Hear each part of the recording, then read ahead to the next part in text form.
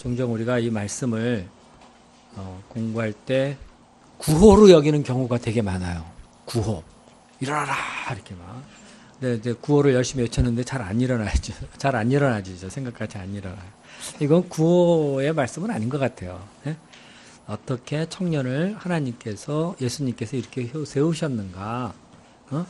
청년이 죽음에 관해 있다가 일어날 수 있었던 그 비결이 무엇이었는가? 네, 중요한 건 이제 예수님의 말씀이었다. 이거를 이제 우리가 잘 배우면 되겠죠. 그죠? 그래서 우리가 청년아 일어나라 하고 구호를 외칠 게 아니라 이렇게 일어날 수 있던 비결이 무엇이었는가? 거기에 우리가 집중을 하고 그러면 이제 일어나는 그런 스피릿 있는 그런 삶을 살 수 있겠죠. 그 점에서 생각을 좀 해보면 좋겠습니다. 문제가 4번까지인데요. 이렇게 많지 않습니다. 그리고 본문도 짧고요. 그리고 본문에서 뭐 이렇게 다양하게 많은 이야기를 할 수 있는 뭐 그런 내용도 아니에요. 부활의 주님, 청년을 일으켜 세우신 주님 그 이야기입니다. 한번 같이 생각해 보겠습니다. 우리가 방금 찬송할 때 가슴마다 파도 친다 그랬는데 가슴마다 파도 치기를 바랍니다. 네? 그냥 노래 찬양은 그냥 열심히 하는데 가슴이 파도 치지 않아서 항상 스피릿이 다운돼 있고 뭐 하고는 싶은데 이게 도대체 안 되고 그런 일이 많죠. 우리가 복음서를 보면요, 예수님이 그 죽은 자를 살리신 이야기가 몇 개 나오죠. 그죠? 몇 개 어떤 거 있죠? 뭐 살렸지 예수님? 어떨 때 살렸죠? 야이로의 딸, 그죠? 네, 두려워 말고 믿기만 하라 해가지고 그래서 이제 살렸어요.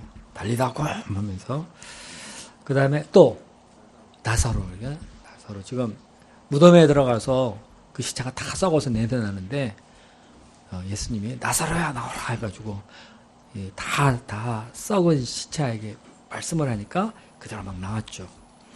또 뭐 있죠? 왕의 신하의 아들. 예, 그것도 있고요. 이제 예수님이 그것도 있고요. 그래요. 근데 오늘 본문에 나온 죽은 청년 이제 살리신 얘기가 나오죠. 그죠? 구약에 또 있죠. 죽은 사람을 살리는 이야기가 엘리사가 또 그랬고요. 그래서 성경을 보면요, 죽은 사람이 살아난다 하는 것이요, 상당히 반복적으로 가르쳐지고 있고요. 그리고 예수님도 직접 살아나셨고요. 또 사도들도 그 제자 베드로가 죽은 도르가를 살렸죠. 그죠?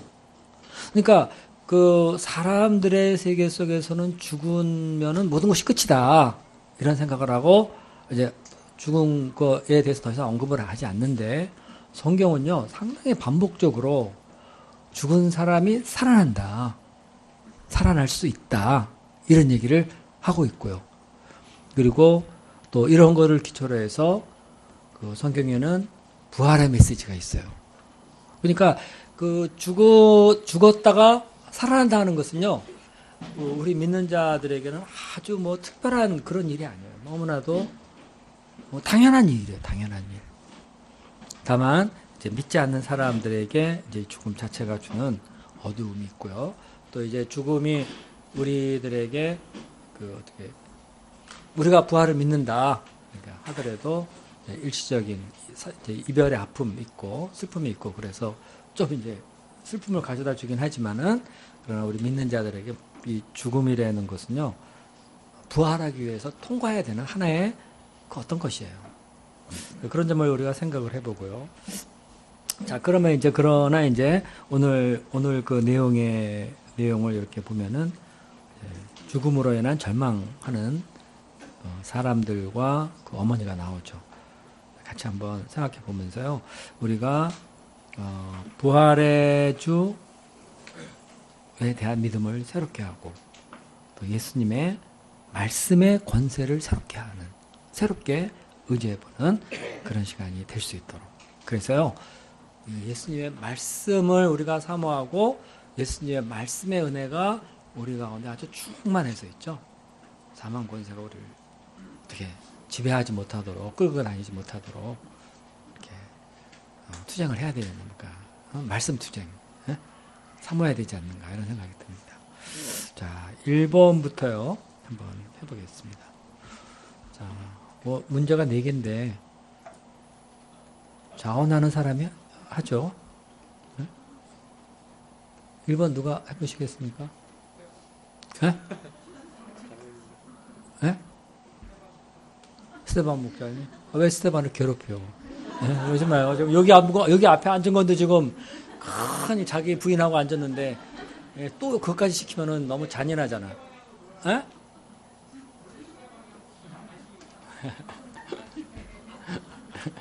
자, 우리 김혜식 목사님이 풉시다.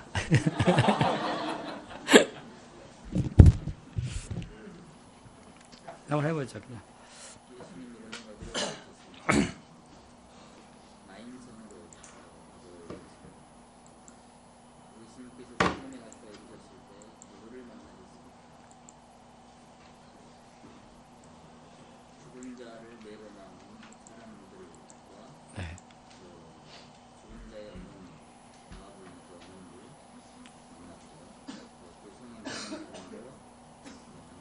네.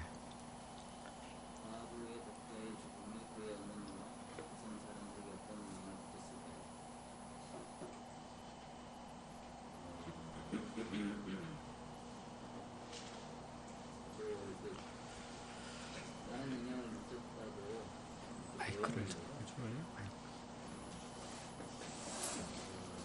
어머니에게 청년은 사실 진짜이고 네. 삶의 모순도시라고 할 수 있고 희망이라고 할 수 있는데 당시 그 여권이 없는 이스라엘 그런 여권이요? 예, 여권. 이거 패스포드가 아니고요. 네. 네. 그 네. 여자의 권리라고 해야 되나요? 네. 그때 과부로서는 그 삶의 전부의 희망이라고 할 수 있는 독자인 아들을 믿고 살았는데 아마 많은 노력에도 불구하고 병으로 죽었는지 사고사로 죽었는지 네. 뭐 자살했는지 그건 모르겠어요. 네. 요즘에는 워낙 자살을 많이 하기 때문에 그렇죠. 네. 그래서 상당히 이제 충격적인 좀 사건이 아니었나 싶고요. 네. 또 그 굉장히 어떤 성이 많은 사람도 나오는 거 보면 그의 어떤 아픔과 슬픔에 동참하고 함께했다는 걸 보면 그 어머니가 상당히 그 인심이 없는 사람이 아니고 좀 영향력이 좀 그래도 있고 네. 또 상당히 그 마음 아파했다는 것을 좀 알 수가 있는 것 같고요. 네. 하여튼 뭐 상당히 좀 어머니로서는 충격적이었던 것 같습니다. 네, 그렇죠. 네. 네, 감사합니다. 그 후에 그 예수께서 나인이란 성으로 가실새 제자가 많은 무리와 동행했다 이랬는데요. 그 후에라는 말이 그 앞에 나온 얘기를 항상 봤죠. 거기에 보면은 그 백부장이 종을 고치는 얘기가 나오죠. 예수님이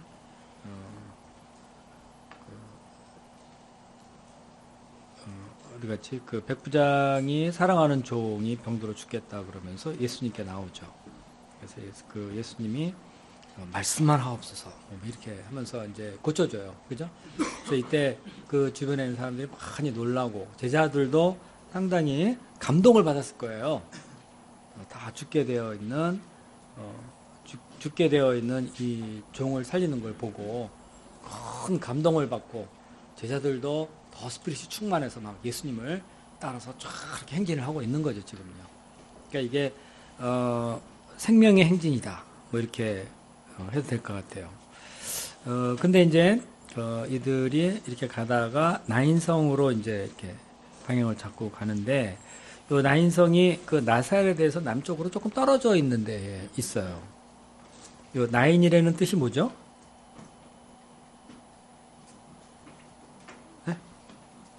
나인. 즐거움, 그죠? 즐거움, 기쁨이란 그런 뜻이에요. 성이름 참 잘 졌죠. 응? 예, 즐거움, 기쁨 이렇게 사람들이 소망 가운데 그렇게 진 것 같아요. 그런데 이제 이 성이라 그래서 이제 죽음이 피해가는 건 아니죠. 가보니까 성문 가까이 이르렀을 때 사람들이 한 죽은 자를 메고 나왔죠. 어머니의 독자다, 이 사람은 과부다, 많은 사람이 그와 함께 나왔다. 이렇게. 예수님은 생명의 주로서 그냥 막 살리시고 막 이러시는데 생명의 축제 행렬과 지금 뭐가 만난 거예요? 죽음의 행렬, 슬픔의 행렬이 만난 거죠.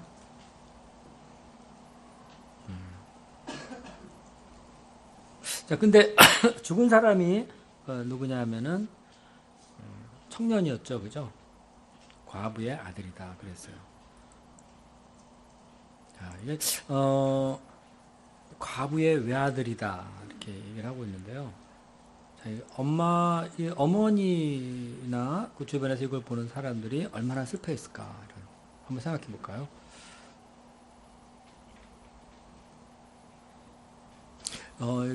이 과부에게 이 어머니에게 그 아들은 어떤 존재였을까요?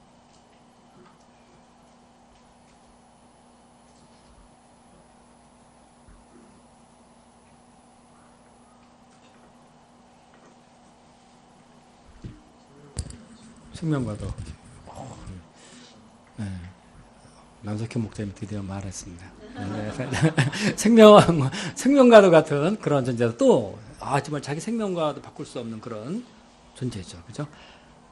자, 또 뭐 어떤 존재였을까요? 생명과도 같은 존재다. 외아들을 갖고 계신 사모님들이 한번. 그래요?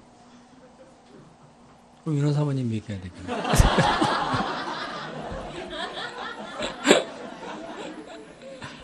에? 저기, 권소 어머니. 어떨까요? 예? 예, 모든 거, 그죠? 그 어머니들은 특별히 이제 이 과부라는데 이제 우리가 초점을 잘 맞춰야 되죠, 그죠? 남편이 있으면 남편도 바라보잖아요. 근데 이제 아들 하나만 있으니까 오직 아들만 바라보고 살고요. 이 아들이 어떻게 하면 잘 크고 행복하게 살까? 이 생각을 되게 많이 하고 연구하고 자기의 모든 걸 다 여기에 투자하고 그러지 않을까요? 그리고 또 어때요? 그 남편이 없으니까 이 아들이 유일한 의지의 대상도 되겠죠. 그죠? 어떻게 할까요? 그래 구체적으로 좀 엄마가 아들을 어떻게 했을까?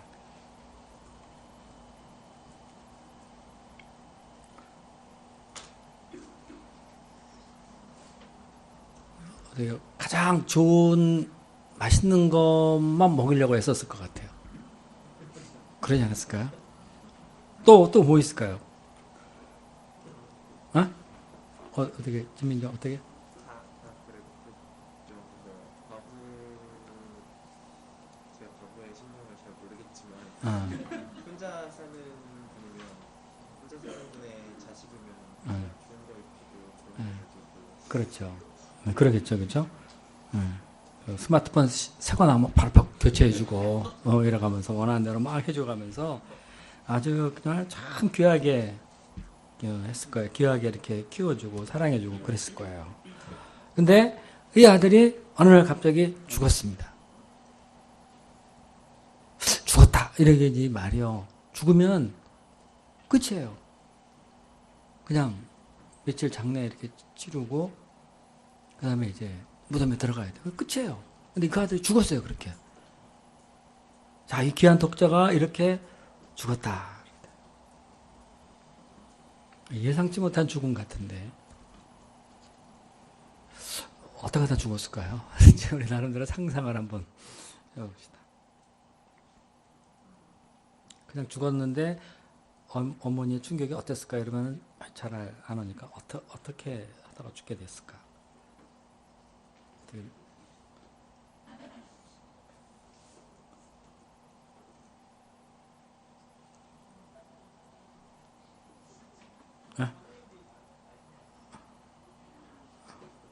아니, 사모님들만 의존하지 말고. 지금 젊은이들이 뭐 하다가 많이 죽는가?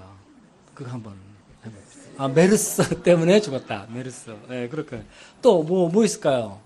갑자기 중동 사람을 한번 만나고 왔는데 그냥 바로 그냥 걸려서 죽었다. 자, 요한나 자매님 왜 죽었을까? 여기.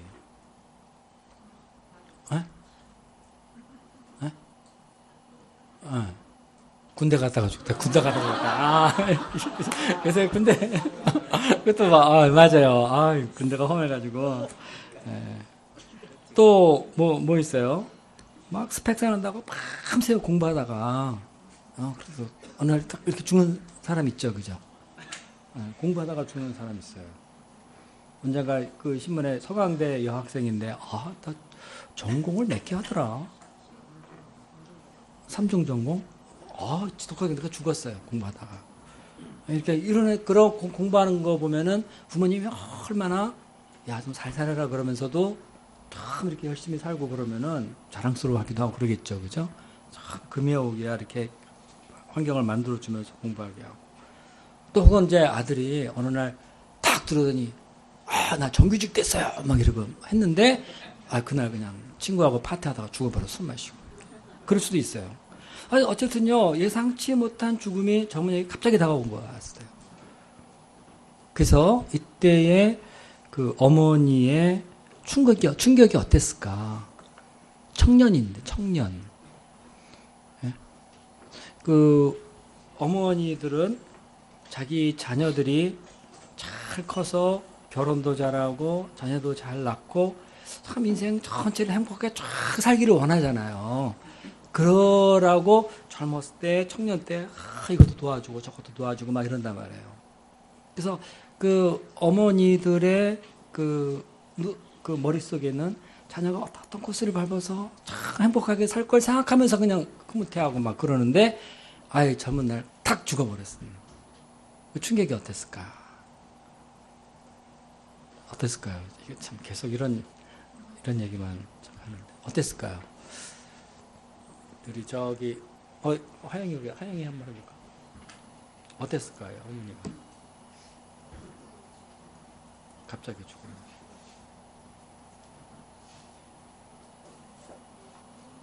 너무 허무하다. 네.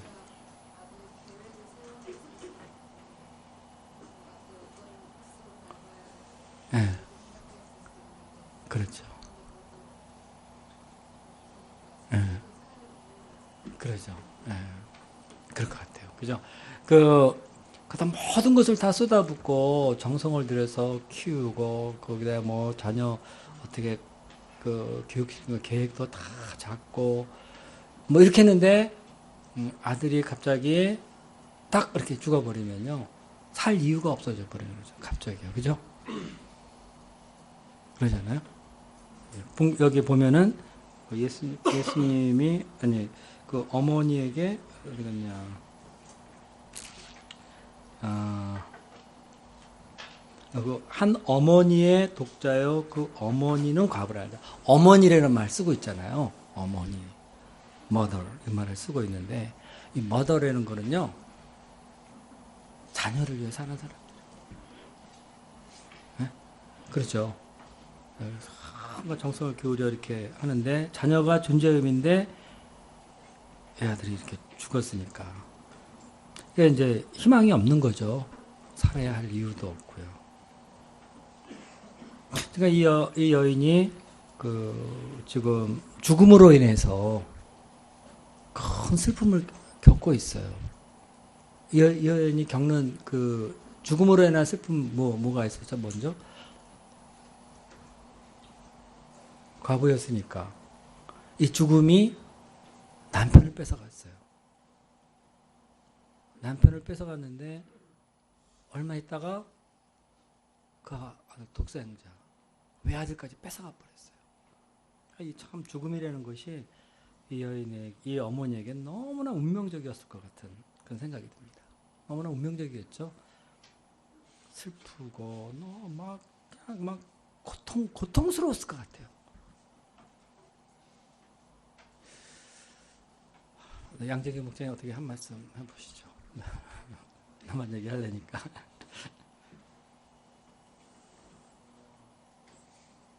누가 와서 인사를 하다가 네. 사람을 죽는다는 게 어, 너무나 슬프고 그렇잖아요. 네. 근데 이제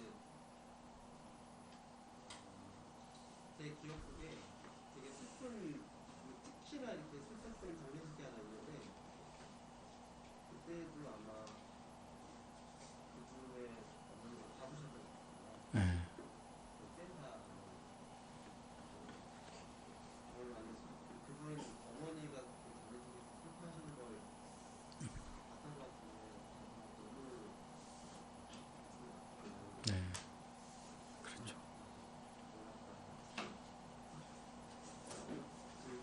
본인의 혼인의 결혼이 네.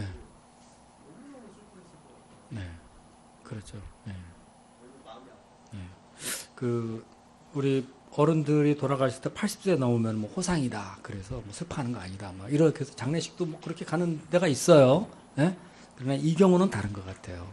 과부의 외아들이 젊었을 때 어느 날 이렇게 갑자기 죽었다. 그러면 너무나 큰 충격인 거, 고통이죠. 정말. 이런 거 보면은 죽음이라는 거는 어떤 것 같은가요? 우리에게?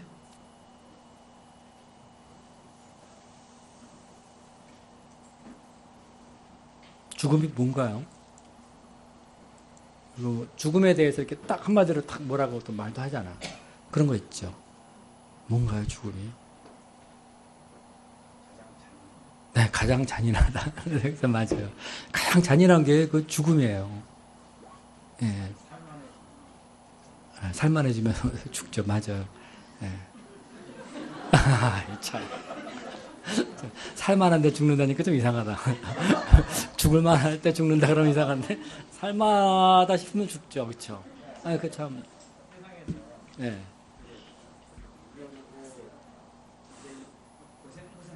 네.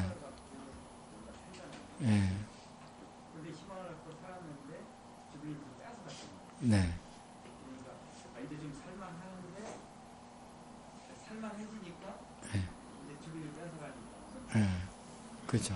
살만한데 글쎄 말이에요. 네. 그런 거 되게 많아요. 우리 보면 그렇죠? 죽으라고 해서 집도 사고 뭐도 하고 다 했는데 그냥 바로 죽었다는 이런 얘기 많이 듣죠. 저희 아버님이 대학 입시 예. 전에 예. 예. 대학에 합격한 거 소식이라는 거 그렇죠. 참, 한 맺힌 게 되셨겠네요. 또 뭐 있을까요? 죽음 그렇게. 잘. 예. 예. 맞아요.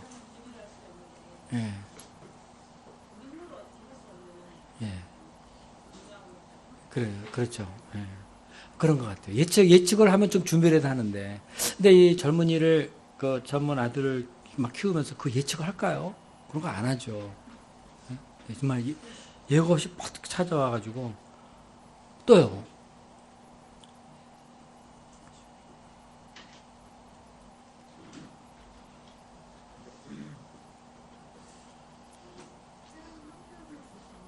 네, 사람의 형편을 봐주지 않는다. 네.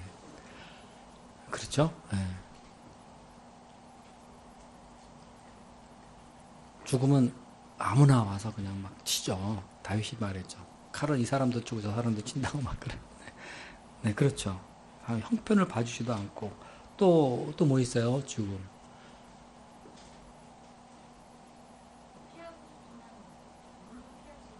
네. 예, 맞아요.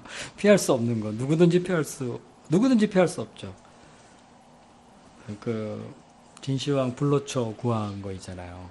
피하고 싶은데, 못 피하죠. 그죠? 예. 자, 그러면은, 자, 뭐 조금 한 두 개만 더 얘기해 볼까요? 예? 단절. 다 끊어버린다 이거죠? 예, 그렇죠. 끊어버리죠.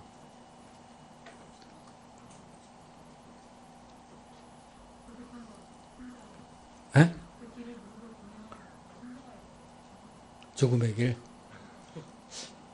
그래요. 그렇죠. 예, 그렇겠죠. 다 혼자 가는 거죠. 다 두고 가니까. 예. 이런 거 보면요. 이 죽음이라는 게 근데 문제는 우리 인간이 스스로 해결할 길이 전혀 없다는 거예요.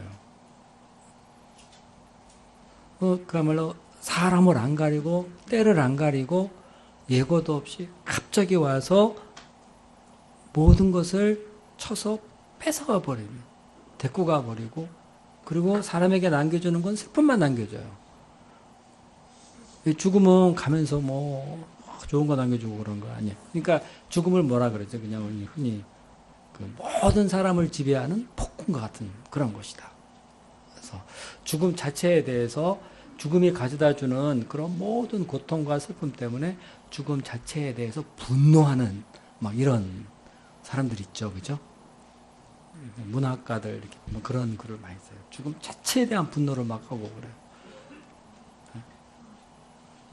자, 이제 정말 해결책이 없는 그런 게 바로 죽음입니다. 지금 이 과부가 아들의 이 갑작스러운 죽음으로 인해서 그런 고통을 당하고 있는 거예요. 그리고 그 마을 사람, 그 성 사람들도 다 함께 줄을 서서 이 장례 행렬에 지금 나왔어요. 다 같이 슬픈 거죠. 그러니까 한 사람의 죽음은 그 사람의 죽음으로만 끝나는 게 아니라 다 이렇게 주변 많은 사람들의 슬픔이 돼요. 자, 이제 이런데 이제 주님이 이 사람을 이 장례 행례를 만났습니다. 자, 2번 보겠습니다. 볼까요? 주님께서 과부를 보시고는 무엇이라고 하셨습니까? 불쌍히 여기셨고 울지 말라 이렇게 하셨습니다. 네, 울지 말라는 말씀이 의미하는 바가 무엇일까요? 일단은 이제 불쌍히 여기셨다. 그 마음의 표현으로 이렇게 이제 하신 것 같습니다. 그래서 그 공감하시고 이제 얼마나 큰 슬픔이 있는가를 보시고 또 위로하시고자 이렇게 하셨던 것 같습니다. 진정한 위로는 어디로부터 옵니까? 그래서 고린도후서 1장 3절 4절을 보면은 이제 예수 그리스도의 하나님이시요 자비의 아버지시요 모든 위로의 하나님께서 이제 우리를 위로하셨다. 그래서 그 위로 하나님의 위로를 이제 받아서 환난 중에 있는 사람들도 능히 위로하게 하신다. 네. 그래서 하나님의 위로를 통해서 이제 우리가 마음의 진정한 위로를 이제 받을 수 있다라고 하고 있습니다. 네. 자, 거기에 예수님이 과부를 보시고 이제 그 슬퍼하는 모습을 본 거죠. 불쌍히 여기사 울지 말라. 이렇게. 불쌍히 여겼다는 것은 예수님이 예수님의 심정이 지금 여인의 슬픔과 고통을 보고 참 긍휼이 가득한 그런 마음으로 보신 거죠. 그러니까 불쌍히 여겼다는 그 여인의 슬픔에 참여하는 거죠. 그러면서 울지 말라 이런 얘기를 했어요. 보통 사람은 불쌍히 여기 과부를 보고 이렇게 막 슬퍼하는 사람을 보고 불쌍히는 여겨요. 근데 그 다음에 무슨 말을 하나요?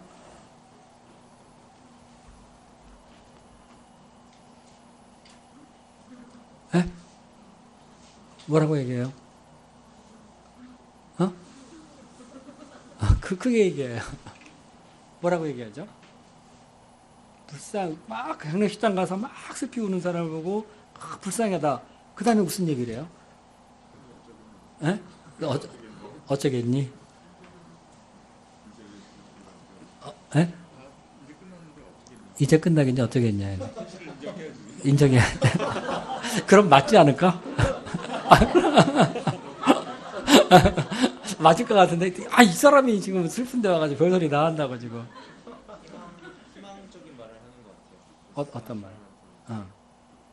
시험에 원하는 점수가 안 나와서 울고 있는 사람한테는 다음에 점수가 잘 나와. 그렇죠. 이렇게 하든지. 근데 과부한테는 희망적인 말이 할 수 있는 게 없어요. 그래, 없죠. 그러니까 없는 거예요. 그러니까 장례식에 가면은 저도 그 이제 우리 장례식 하잖아요. 가잖아요. 메시지 전하고 이렇게 해서 이제 상주하고 인사할 때 이거 무슨 말을 해야 되나? 이게 항상 이게 이제 가슴에 큰 이제 문제예요. 그러면 그냥 항상 악수하면서 뭐 알아듣지도 못할 말하고 지나가요. 이렇게. 뭐 명복을 빕니다. 뭐 이건 하지도 않을 거고 대신에 이제 뭐 부모님이나 이런 분들이 아니 저기 아주 믿음이 좋으시고 그러면은 이제 하늘나라 가셨습니다. 이렇게 말할 수 있겠는데 그러지 않은 경우는 할 말이 없어요. 그래서 장례식에 가가지고는 말을 하지 말래는 그냥 뭔가 말을 안 할 수는 없어요. 예? 그래서 어떻게 말해야 되는 줄 알아요? 뭔가 말을 하긴 해야 되는데. 예? 어떻게 해요? 뭐라고 드릴 말씀이.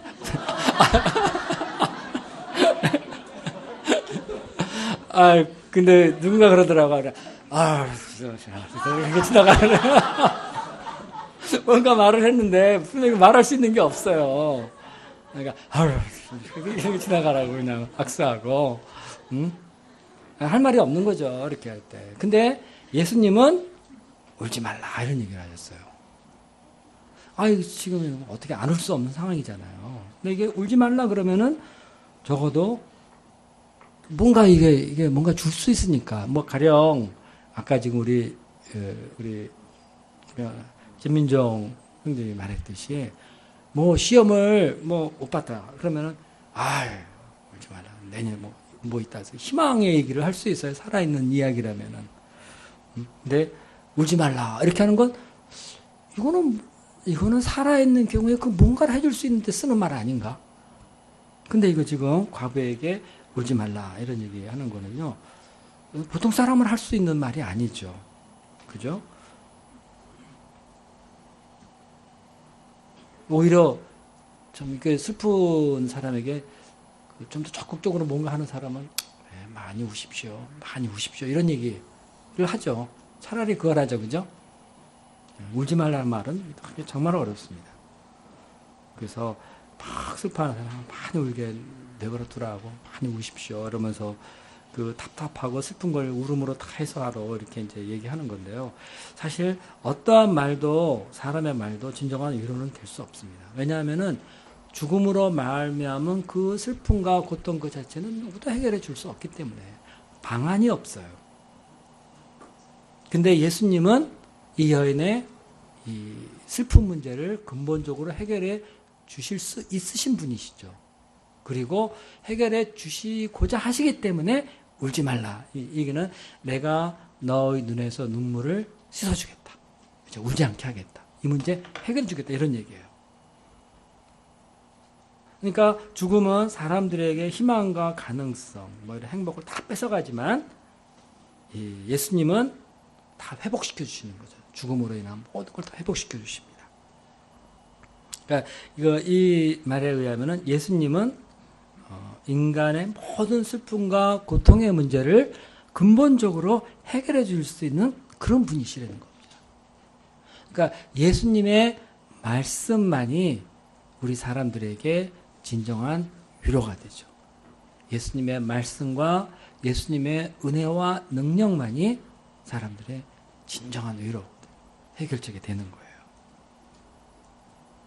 그래서 우리가 어떤 어려움과 슬픔을 당하더라도요, 예수님이 우리에게 항상 하시는 말씀은 울지 말라 이거예요. 내가 너의 주가 아니냐, 내가 너의 하나님이 아니냐, 이런 얘기예요. 그렇죠. 우리가 울지 말라 하시는 그 말씀하시는 예수님이 어떤 분이신가? 우리는 이제 예수님이 이제 본문의 여인은 모르잖아요. 근데 우리는 알잖아요. 네? 울지 말라 하시는 예수님은요, 하나님이시고요, 생명의 주, 부활의 주예요. 은혜와 능력의 주세요. 그러니까 예수님은 우리가 겪는 어떤 고통과 슬픔 속에서도 우리에게 언제나 말씀하고 계신 분이세요. 문제를 해결해 주십니다. 말씀 안에서. 자, 여기서 더 뭐 하실 얘기 있습니까?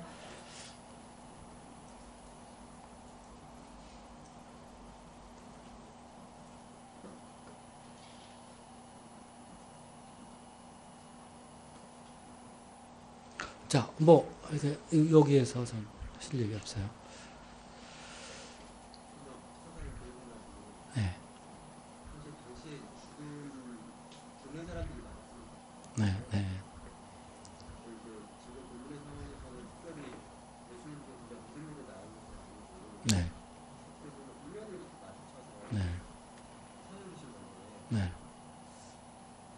왜 그 수많은 많은 죽음 가운데서 인정을 왜 해주셨을까? 네, 그 당시에도 많은 사람들이 죽고 있었을 텐데 네. 그런 생각이 말씀이고요. 네. 딴 사람을 죽게 내버려 두시고 여기를 딱 만났는데 하시는가? 정말 이 죽음이 정말 그렇게 살려주시지 않으면 안 되는 정말 너무나 특별한 슬픔을 죽는 건가 아니면 뭔가 아니면 이제 과거부터는 운이 좋았던 건가 아, 심히 어려운. 저 뭐 어떻게 얘기해야 될까요? 한번 해볼까요? 이거에 대해서요. 왜 이 여인은 살려줬는가? 이 여인의 아들은. 왜 그러시죠? 에? 특별히 과부라. 예. 네, 특별히 과부라. 예, 불쌍히 여기셨기 때문에 그렇죠. 예? 어떻게 해요? 그 시간에 지나가서 예. 예수님이 그 사실은 동안 장례식 많이 보셨을 텐데. 예? 근데 하여튼 그래서 예수님 마음이에요. 그 제일 맞는 말이에요. 예수님의 선택적 판단인 거예요. 예수님의 선택적 판단인 겁니다. 특별히 이제 여기 본문을 보면은 예수님이 여인을 불쌍히 여기셨다 그랬어요. 그냥 그 과부가 아들 죽는 것을 이렇게 겪는 그 슬픔을 보고 예수님이 불쌍히 여기서 그냥 마음이 동하셨어요. 내가 이거는 해결해 줘야 되겠다. 그러니까 많은 죽음을 이제 보셨겠지만은 이 경우는 그러셨던 것 같아요. 그 마르다 마리아의 오라비 그 나사로 될 때 특별히 그들을 사랑하시고 그래서 막 부활의 믿음까지 심어주잖아요. 그러냐 살려주시고. 근데 여기에서는 특별히 하나님이 그러신 것 같아요. 예수님이 특별히 불쌍히 여기신 것 같아요. 거기에는 뭐 다른 그걸 우리가 생각하기 어려운 것 같습니다. 그래서 이것이 이제 또 주변에 있는 제자들이나 사람들에게 부활의 주로서의 모습을 보여주는 그런 것도 있겠지만은 그런 것이라기보다는 일단은 먼저는 그 과부에 대한 불쌍히 여기는 마음 그것이 그랬기 때문에 그냥 이렇게 그렇게 해주셨다 이렇게 생각하는 게 무난하지 않을까 생각이 듭니다. 자, 또 다른 저 뒤에 누구 손을 드셨는데 누구지? 아닌가? 네, 더 할 얘기 없어요. 왜 이제 양재기 목사님은 왜 그러셨는가?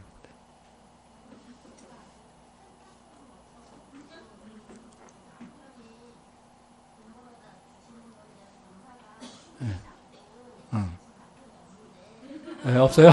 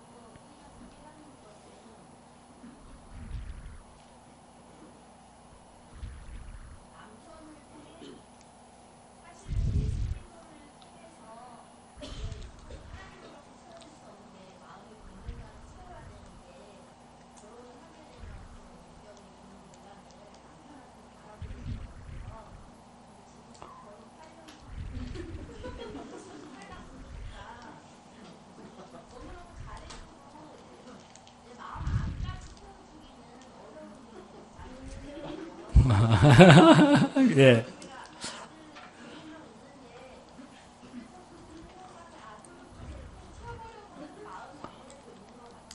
예.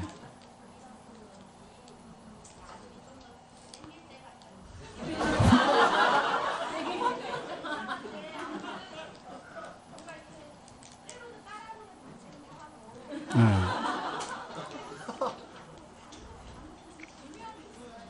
네.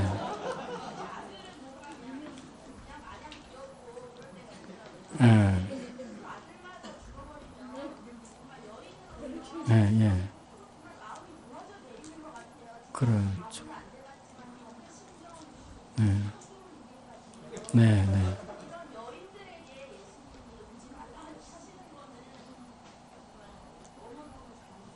예. 네, 그래요. 예. 아, 감사합니다. 아, 예. 상당히 심오한 얘기를 해주셨어요. 아니, 근데, 지금 말씀하신 것 중에 내가 내 마음에 그것을 남편의 그 모습으로 채우려고 그런다. 이거를 문제 삼지 마세요. 하나님이 그러라고 준 거예요. 이거, 아담도 속이 허전해가지고, 이거 뭐 외로워가지고, 하나님이 그 여자를 만들어 주셨잖아요. 그래서 줬어요. 그랬더니 허전한 가슴이 채워진 거예요. 그래서 내 뼈 중에 뼈, 살 중에 살이다 그랬어요. 아니, 이거는 정말 얘기예요. 우리가 너무 영적해서 내가 남편을 마음속에 품은 걸 그러면 안 되고, 남편을 마음속에 사모하고 품고 막 그래야죠. 그래야지 참 이게 잘 돌아가는 거죠. 그러니까 우리가 남편의 위로를 받으려고 그런 죄악을 회개합니다. 이거는 잘못된 거예요. 하나님이 동역자는 위로자로 주신 거예요. 이 세상을 살아가는 실제적인. 예? 그러나 그게 다는 아니라는 것만 알면 되는 거죠. 우리는 영적인 존재니까 하나님과의 관계성 참 중요시 여겨야 되죠. 근데 이거 되게 중요한 거예요. 이거를 우리가 너무 영적이라 너무나 영적인 투쟁을 많이 해가지고 난 남편만 사모하고 살았습니다. 회개합니다. 아니, 당연한 겁니다. 당연한 거예요. 하나님이 준 은혜예요. 그거는요. 남편과 아내가 왜 있는데요? 남자 여자가 왜 있는데요? 하나님의 기가 막힌 발명이에요. 이거는요. 그러니까 너무 그렇게 영적으로 하다가 영적으로 정말 영적이면 하나님이 주신 그거를 감사하고 사모하고 귀하게 여기고 이러가는 건 너무 되게 중요한 겁니다. 자식도요. 하나님이 주셨잖아요. 그 마음에 품고 하나님의 뜻을 따라 키우고 기도하고 이러는 거예요. 갑자기 딴 얘기를 좀 해서 미안한데요. 그거 하나님 은총입니다. 자, 근데 지금 김기도 사모님이 아이로 인한 남편 아이로 인해서 마음을 채우고자 하는 이런 거 있잖아요. 근데 그거 지금 이 얘기에서 정말 얘기 잘 하셨어요. 그걸 잃어버렸으니 얼마나 불쌍해요. 그죠? 자, 이 정도 하고요. 3번으로 넘어가겠습니다.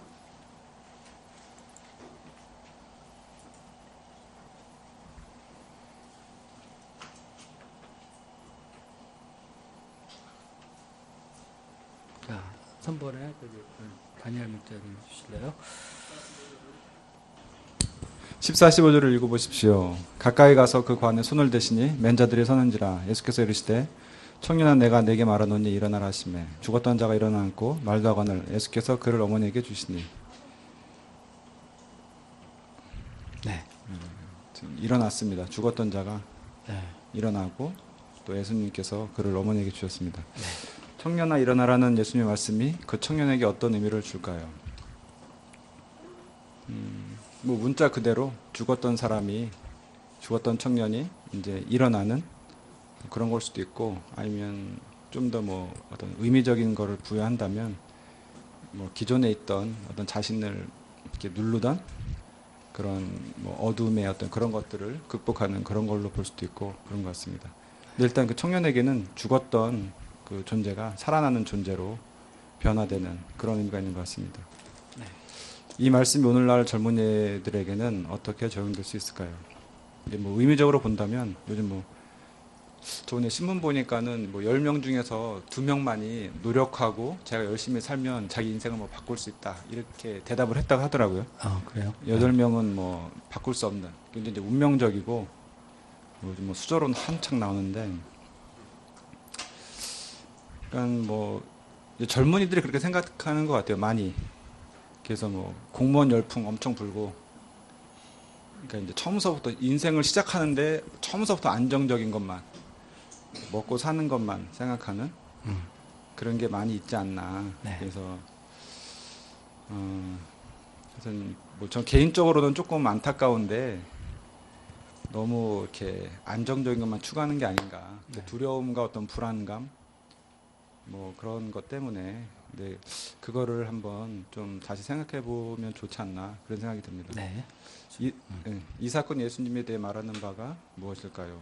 이제 요한복음 5장 25절 보면 그러니까 죽은 자들이 하나님의 아들의 음성을 들을 때가 오나니 곧 잇따라 듣는 자는 살아나리라. 그러니까 예수님의 음성을 통해서 뭐 하나님께서 뭐 말씀을 통해서 세상을 창조하신 것처럼 예수님의 그 음성을 들을 때 죽는 자도 살아나고 또 그 마음이 다치고 어둠에 눌린 자들도 다시 회복될 수 있는 게 아닌가 네. 그런 생각이 듭니다. 네, 그렇습니다. 네, 감사합니다.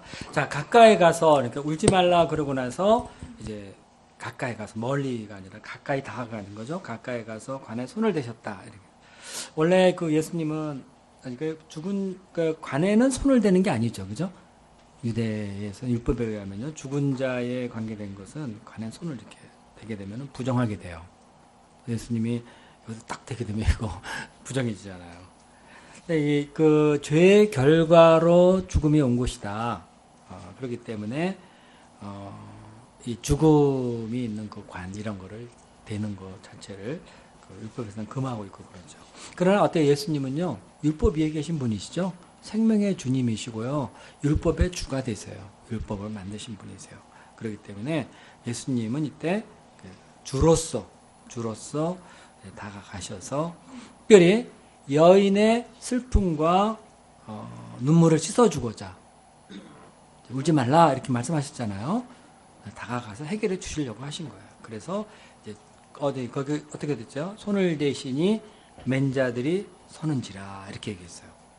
이거 장례행렬 이렇게 메고 가던 사람들이 예수님을 딱 가로막고 이렇게 손을 딱 대니까 사람들이 이렇게 놀랐을 것 같아요. 뭘 어떻게 하려고 그러는 건가? 근데 예수님이 이때 청년이 마치 살아있는 거나 한 것처럼 청년아 내가 내게 말하노니 일어나라 이렇게 얘기했어요. 일어나라.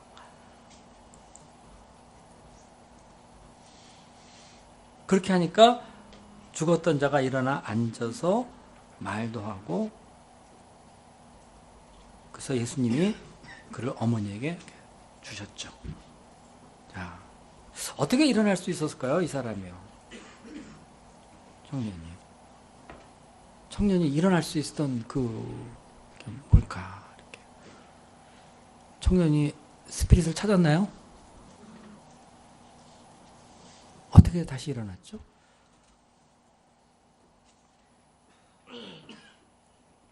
자,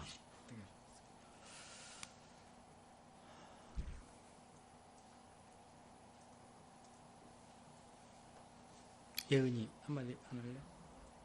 어떻게 일어나게 됐을까?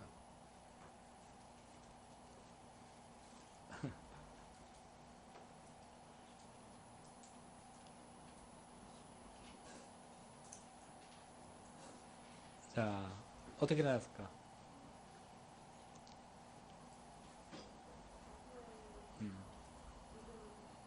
가부의 믿음을 보시고 불쌍히 여기시고 예. 또 뭐 있을까요? 우리 진민족이 상당히 의욕적이에요. 여기 한번 해봅시다. 지금 물어보시는 거 초점을 잘 못 잡겠는 게 마치 어떻게 일어날 수가 있었을까? 내가 지금 물어보는 거는 이 죽은 청년이 어떻게 일어날 수 있었을까? 나 이걸 물어보는 거예요. 제일 여기 이제 표면적으로 말한 거는 예수님이 일어나라 하셨기 때문에 일어났다 이렇게 되는 건데, 근데 예수님은 도대체 누구시길래 그 말씀이 뭐길래 어째서 일어나게 된 거냐 이제 이걸 내가 묻는 거예요 지금. 어째서 일어날 수 있었을까?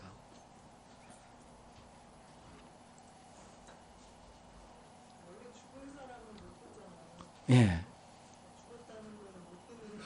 예. 예수님의 음성이 들렸다는 거잖아요. 예. 예. 아무의 음성이나 듣는 게 아니라 예수님 창조주시고 부활해 주시기 때문에 이 예수님의 음성에 죽은 자도 불러일으키는 네. 그런 권능이 있었던 예수님의 말씀에 권능이 있었다. 주님으로서의 권능이 있었다. 그러니까 일어났다. 이렇게 이제 보면은 가장 정확하겠죠. 그죠? 자, 죽은 거는 들을 기도 없고 아무것도 없잖아요. 그렇다고 못 들어요? 바람과 파도도 꾸짖어서 잔잔케 하셨어요. 그건 무생물이에요. 그냥 막 그렇게 하는데 예수님이 잠잠하라 이러니까 잔잔하라 그러니까 쫙 가라앉았어요. 그러니까 예수님은 만물의 주가 되시는 분이시죠. 그래서 그 예수님이 의도하시면서 하신 그 말씀이 그대로 그 대상에게 일어나는 거예요. 그러니까 예수님이 이 죽은 청년을 향해서 청년아 일어나라 그러니까 예수님이 이 생각하시면서 하신 그 말씀 있죠. 생명을 다시 얻고 그대로 일어나도록 이렇게 그 얘기한 거죠. 그죠? 예수님의 말씀에 생명이 있다. 예수님의 말씀은 죽은 자를 살아 일으키신다. 이렇게 그것이 이제 오늘 공부의 포인트죠. 그죠? 이 예수님은 누구냐? 부활의 주가 되신다. 자, 첫 번째로는 이제 우리가 생각할 것은 긍휼의 주님이시다. 이제 이거 우리가 생각할 수 있겠죠. 예수님은 불쌍히 여기시는 분이시다. 그러니까 우리의 슬픔과 우리 슬픔에 동참하시는 분이시고요. 그 다음에 또 뭐 있죠? 네, 실제적으로 문제를 해결해 줄 수 있는 진정한 위로자가 되신다. 네. 세 번째, 말씀의 능력자가 되신다. 이렇게 하면 될 것 같아요. 그죠? 네, 우리 요한복음 5장 25절인가요? 듣는 자는 살아나리라. 그런 말이 있잖아요. 그 무덤 속에 사람들이 있는데 어느 날 주께서 오셔서 말씀을 딱 하면 무덤 속에 있는 자들이 그 음성을 듣고 일어난다. 이런 얘기가 있잖아요. 요한복음에요. 그죠? 네, 그러니까 여기서도 무덤에 있는 관 속에 있는 이 청년이 예수님이 일어나라 그러니까 일어나는 거예요. 특별히 예수님이 여기서 청년아 이렇게 얘기한 거는 어떤 의미가 있을까요? 청년아 일어나라 이렇게 얘기했습니다.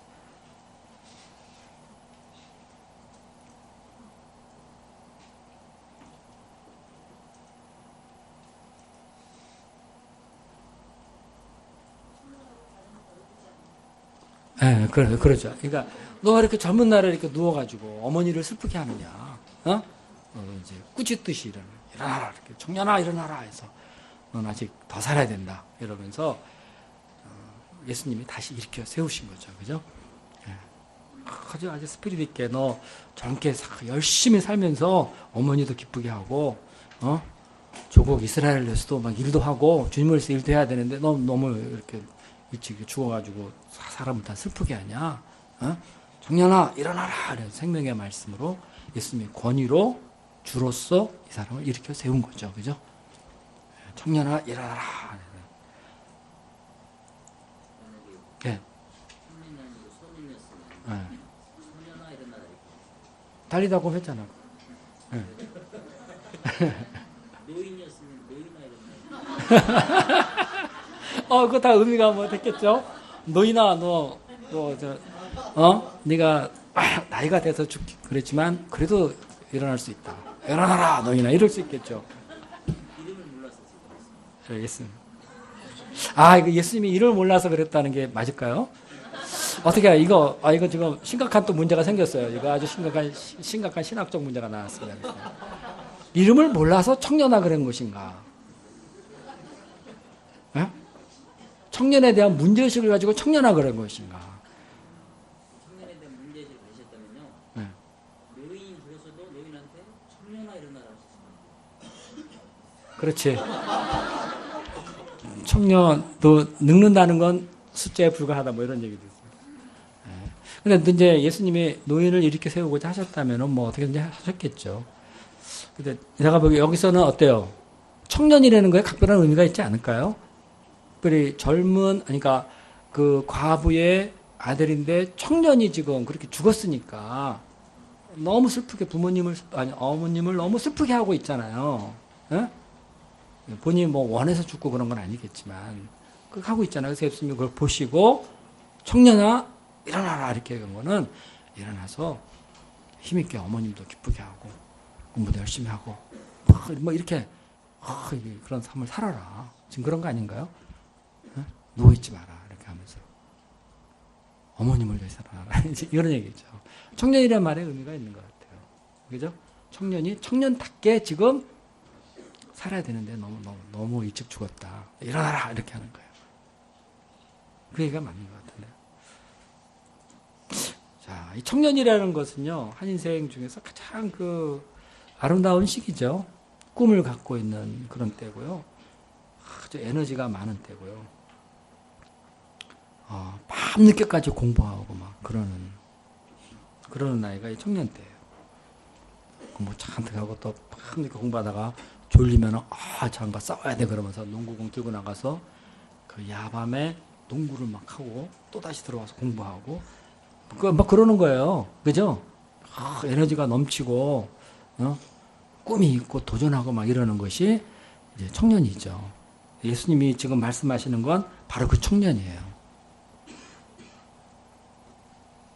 근데 이제 우리가 이제 청년인데 청년같이 살고 있는가?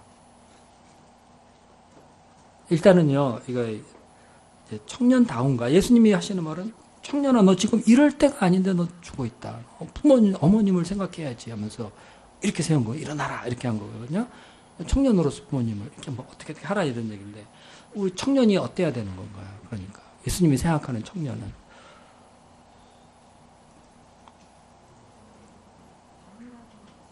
네? 네. 네. 네. 네. 네.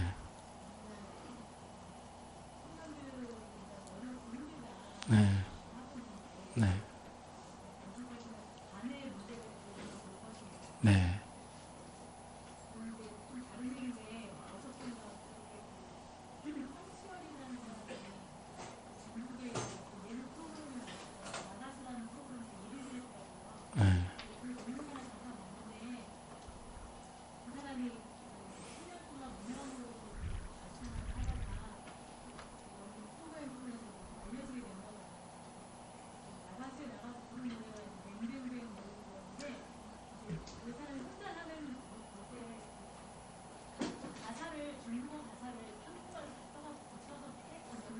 그래요? 네. 네. 네.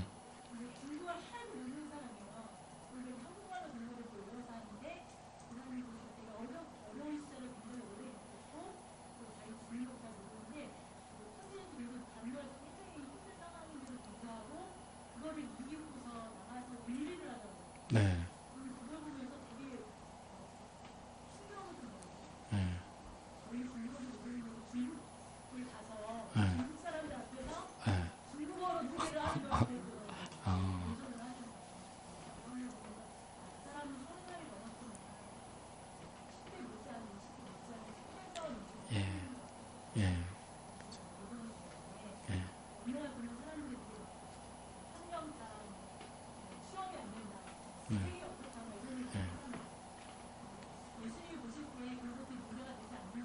네. 네. 예, 감사합니다. 그렇죠. 네. 우리 이름값을 잘하는 그런 사람이 돼야 돼요. 그리고 늘 주님 앞에서는 청년으로 살아야 되는 거고요. 네? 그리고 이름값을 해야 돼요. 학생아, 공부해라. 학생이 공부해야죠. 그래서 하나님이 학생 다 만들어 놓은 건데 공부 안 하고 딴짓을 하고 부모님 울게 하면 안 되죠. 네? 공부해야 되는 거예요. 자, 청년아 일어나라 해서 죽어가지고 이렇게 부모님 슬프게 하냐 이러는 거 아니에요 지금요? 그러니까 일어나라 이런 거예요. 청년답게 살아라. 자, 우리에게 예수님 뭐라 그러실까요? 우리에게는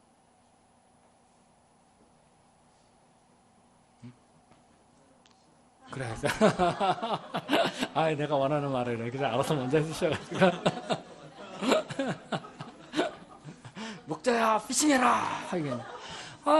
양들이 오는데 이 목자가 말이야 힘들어 하면서 무슨 사표 쏘는 것처럼 죽은 것처럼 막 이렇게 했으면요, 어이구 하나님을 슬프게 하는 거잖아요. 그러니까 목자야 피싱해라 그러니까 그 마땅히 해야 될 그런 것이 있는 거죠. 그죠? 그거 말고 또 여러 가지가 다 있어요. 자기 직분에, 자기가 부르심에 맞는 그것이 있는데, 그거를 일찌감치 이렇게 끊어버리고, 누워있고, 그때 맞는 그걸 안 해서 하나님을 슬프시게 하고 사람의 걱정이 되고 막 이러는 거 있잖아요. 그거 원하지 않으세요. 마치 관 속에 들어가 있는 것처럼 그러면 안 된다는 거죠. 청년아, 일어나라 하듯이요. 일어나야 되는 거예요. 그렇죠? 자, 어떻게 일어나야지, 그러면은? 일어나고 싶다고 일어나나요? 주님이 우리에게 청년아, 일어나라. 이제 하셨죠. 결국 지금 중요한 건 예수님의 말씀인 거죠. 그죠? 내가 가가지고, 청년아, 일어나라. 근데 관 속에 일어나겠어요? 그죠? 또 모르지, 또 하나님 은혜를 베풀면 그렇게 될 수 있겠지만은, 자, 중요한 거는 생명의 주 예수님의 말씀이 임했기 때문이다. 그래서 조금 더 이거를요, 우리가 확대해서 좀 적용을 해보면요, 우리가 생명의 말씀이 우리에게 임할 때, 주의 생명의 주 예수님의 말씀이 우리에게 임할 때, 우리가 우리 안에 있는 모든 어두움과 죽음의 세력들을 물리치고 일어날 수 있다는 거예요. 그렇죠? 주의 말씀을 들으면 살아나는 거죠. 저기 우리 에스겔서 있죠? 37장. 그거 아주 너무나 유명한 말이에요. 에스겔서 37장. 한번 다 찾아서 읽어볼까요? 너무나 중요한 말입니다. 37장. 에스겔서 7장이죠? 네, 거기. 마른 뼈들이 살아난다. 이 말씀 있잖아요. 이거 어떻게 이 사람들이 살아났는가? 뼈가 뭐 들어요? 들을 기도 없고 아무것도 없어요. 그런데 이들이 어떻게 일어나게 됐는가? 여호와의 말씀이 임한 거죠. 그죠? 말씀의 권능으로 일어난 거예요. 누가 한번 읽어볼까요? 우리 지민정 읽어볼래요? 네.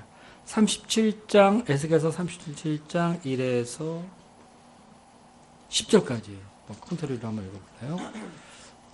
37장 1에서 10절까지. 여호와께서 권능으로 내게 임하시고 그 신으로 나를 데리고 가서 골짜기 가운데 두셨는데 거기 뼈가 가득하더라. 나를 그 뼈 사망으로 지나게 하시기로 본즉 그 골짜기 지면에 뼈가 심이 많고 아주 말랐더라.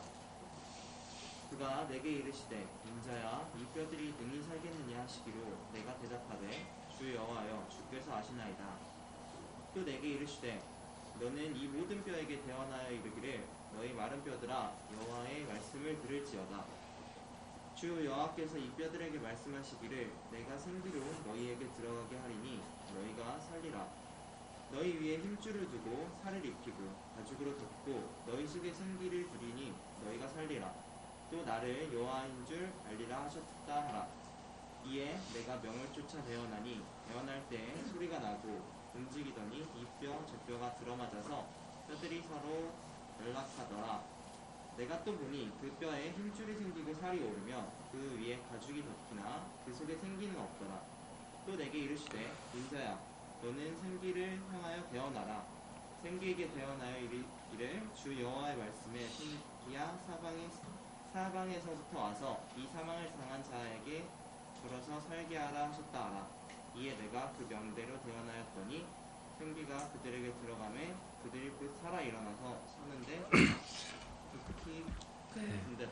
네, 여기 이게 살아난 건 다른 게 아니죠. 하나님이 말씀하심으로 되어 있죠. 그 말씀을 통해 생기가 들어간 거예요. 그래서 이게 아주 큰 군대가 됐다 그랬어요. 그러니까 우리의 삶 속에 하나님의 말씀을 받는다는 거, 우리의 삶 속에 하나님의 말씀이 임한다는 거, 이것처럼 중요한 게 없는 거죠. 말씀이 우리를 일으켜 세우는 거예요. 말씀이 우리의 모양을 갖춰요. 힘줄도 막 생겨서 붙게 하고 뭐 해가지고 방금 전에 뼈만 있었는데 그래서 막 생기고 이래가지고 무장한 군인이 딱 돼버리는 거예요. 자, 우리는 지금 아무것도 아닌 것 같아도요. 하나님의 말씀이 우리 가운데 임하면은 그 말씀이 생기가 그 말씀 통해 생기가 우리 안에 들어와서 있죠.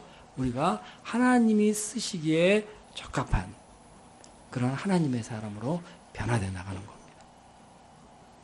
자, 청년아 일어나라 해서 예수님 말씀하심으로 그 말씀의 권세가 그 죽은 청년에게 생명을 불어넣어 일으켰죠. 그런 것처럼 우리에게 말씀이 임한다면 이런 놀라운 일이 벌어진다. 일어난다는 거예요. 하나님이 우리에게 지정해 주신 그 위치에서 우리가 우리 일을 할 수 있게끔 하신다는 겁니다. 다시 말해서 군대가 될 수 있어요. 이게 오늘 그 말씀이 이런 점에서요. 우리가 참 이게 청년아 일어나라 뭐 해서 구호의 얘기가 아니라요. 그 하나님의 말씀의 권능, 예수님의 이 음성이 얼마나 우리 삶 속에 중요한가 하는 것을 우리가 배울 수가 있습니다. 우리가 말씀 통해서 일어나야 되는 거죠. 그 제가 양조교 목사님이 목자 피싱에 괜히 그냥 제가 괜히 한 드린 말씀이고요.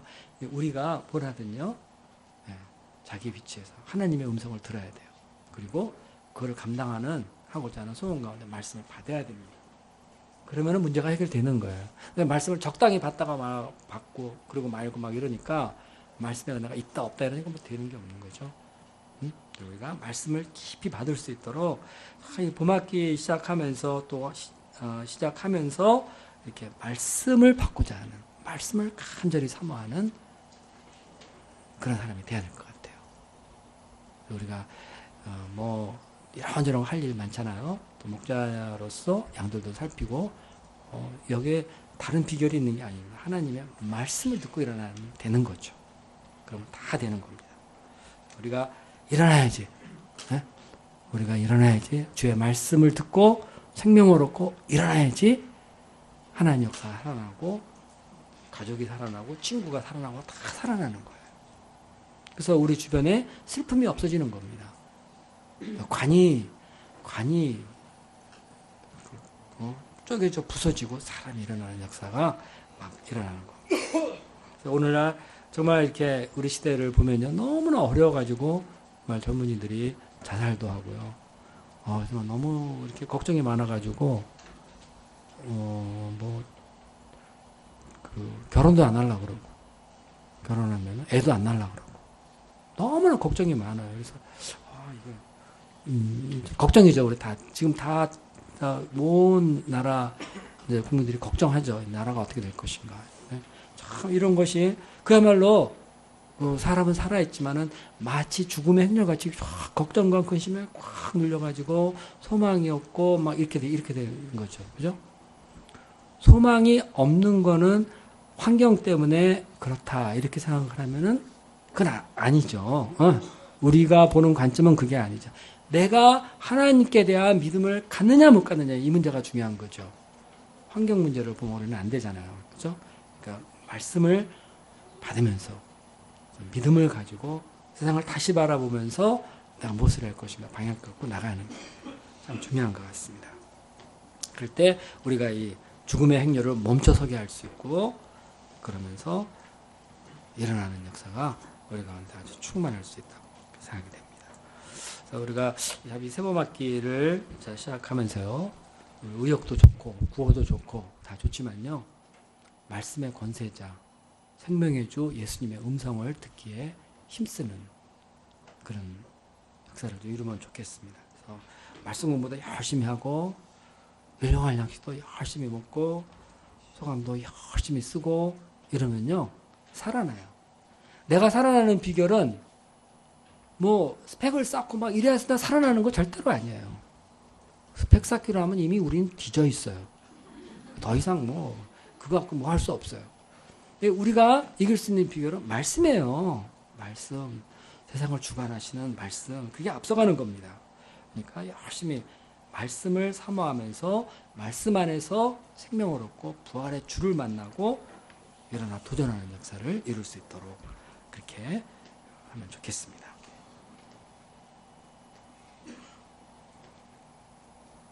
자, 뭐 여기까지만 하려고 합니다. 그 4번은 안 해도 될 것 같아요. 시간이 많이 들어가지고. 더 하실 얘기 있습니까?